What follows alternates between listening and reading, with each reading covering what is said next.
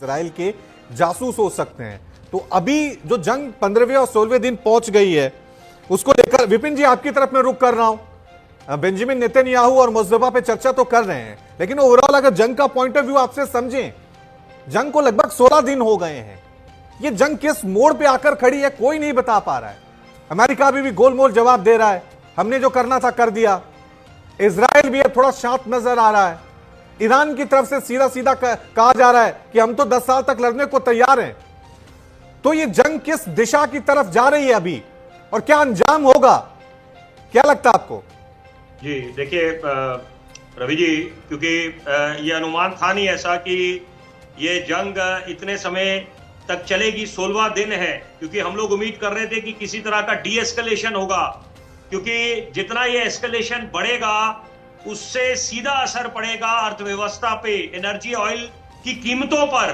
और जो विध्वंस मचा हुआ है, तो ताली कभी एक हाथ से बचती नहीं है यहाँ पर। इसके लिए जिम्मेदार अगर हम बोले कि ईरान है, इजराइल है, अमेरिका है खास तौर पे, क्योंकि ये जो दूसरा कार्यकाल है बतौर राष्ट्रपति डोनाल्ड ट्रंप का, तो अपने आप में ये हैरान करने वाला है। क्योंकि जिस तरह से जो अगर हम बात करें कि कैसे वेनेजुएला के राष्ट्रपति को रातों रात उठा के वो ले आए, बंधक बना लिया। उसके बाद बात करें कि जो यूरेनियम एनरिचमेंट फैसिलिटीज थी कि ईरान की, उस पे हमला बोला। और वही बात है कि पीछे कुछ दशक पहले जाएं कि जब इराक पे हमला करा था, ये दलील देते हुए कि वेपन्स ऑफ मास डिस्ट्रक्शन है, और निकला क्या उसके बाद वो भी जग जाहिर है। लेकिन यहां पर जरूरी बात है कि ये जो जंग चल रहा है, अगर हम देखें कि इस समय एक पहले था कोल्ड वॉर का दौर देखने को मिला 1947 से लेकर 1991, उसके पहले, उसके बाद में जब इराक और ईरान का युद्ध हुआ, शिया सुन्नी वाली जो डिवाइड थी 1980 से लेकर 88, और यहां पर उसके बाद अब ये जो रूस यूक्रेन का युद्ध विराम लगने का नाम नहीं ले रहा, और उधर से इजराइल फिलिस्तीन का, उसके पहले आप देखें कि कैसे हमास ने बंधक बना लिया था इजरायली नागरिकों को और बाकी कुछ जो विदेशी नागरिक थे। तो अपने आप में यहाँ पर जिम्मेदारी सबकी है। इस समय सबने आग में घी डालने का काम करा है। लेकिन जरूरी बात जो हमें वैश्विक स्तर पर समझने की आवश्यकता है, और खास तौर पे हिंदुस्तान का रुख क्या होना चाहिए, क्योंकि यहाँ पर इजरायली हमारा डिफेंस स्ट्रेटेजिक पार्टनर है, और ईरान की बात करें एनर्जी एक स्ट्रेटेजिक पार्टनर है।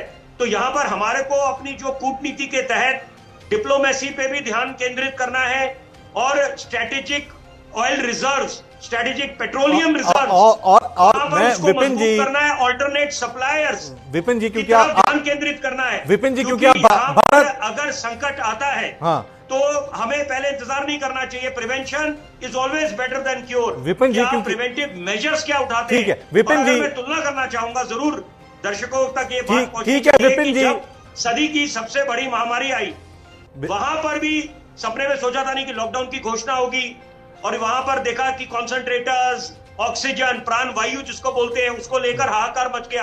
तो यहाँ पर अभी इस समय बीच बचाव कौन करेगा, ये $1 मिलियन सवाल है।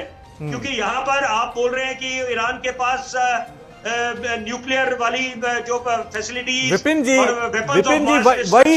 वही मेरा सवाल था। विपिन जी वही मेरा सवाल था कि भारत के नजरिए की हम बात कर रहे हैं। अब जैसा हम लग रहा है कि अमेरिका बैकफुट पे जाता हुआ नजर आ रहा है, इजराइल अभी को समझ नहीं आ रहा है क्या करना है, ईरान ने भी साफ कह दिया कि झुकने वाले तो हम भी नहीं। सवाल यही है कि यहाँ मीडिएटर की भूमिका कौन निभाएगा?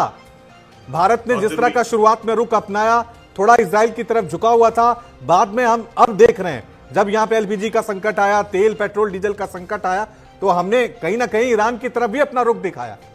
तो क्या लग रहा है आपको कि मीडिएटर का रुख कौन निभा सकता है इस जंग को रोकना है? क्योंकि आपका सवाल बहुत अहमियत रखता है रवि जी कि पीस मेकर बनके कौन उभरेगा। और अगर संक्षेप में मैं बोलूं, तुलना करें कि डोनाल्ड ट्रंप बड़े बड़े दावे कर रहे थे कि सबसे बड़े पीस मेकर वो है, कई मुल्कों के बीच युद्ध विराम कराया उन्होंने। वो अलग बात है कि दावे उनके बिल्कुल खोखले साबित हुए, और वो नोबेल पीस प्राइज की बात करते आए। लेकिन यहां पर बड़े जिम्मेदारी से मैं बात बोलूंगा कि वर्तमान के दौर में, क्योंकि हिंदुस्तान का लोहा माना जा रहा है, और यहां पर हम लोग पीस मेकर बनकर, अगर हम बात करें नरेंद्र मोदी की, माननीय प्रधानमंत्री की, किसी तरह का हस्तक्षेप करके यहाँ पर पीस मेकर बना जा सकता है, बशर्ते देखिए ये भी बड़ी जरूरी बात है और आपका बड़ा वरिष्ठ पैनल है, मैं उम्मीद करता हूं वो भी इत्तेफाक रखेंगे कि perception matters and it can make all the difference in the world, कि हम यहां पर माहौल बनाए। आपस में विरोध कर सकते हैं आप सरकार की नीतियों का, लेकिन जहां तक राष्ट्र की बात आती है और जनहित की बात आती है, वहां पर पूरे राष्ट्र सर्वोपरि, we should all stand united in solidarity. और यहां पर अगर हम पीस मेकर बन के उभरते हैं तो अपने आप में हिंदुस्तान की स्थिति और मजबूत होगी, क्योंकि सपना एक तरफ हम बोल रहे हैं सवाल ये आने वाले वक्त में तीसरी महाशक्ति बन के उभरेंगे, सवाल $1 ट्रिलियन का हमारा सपना है,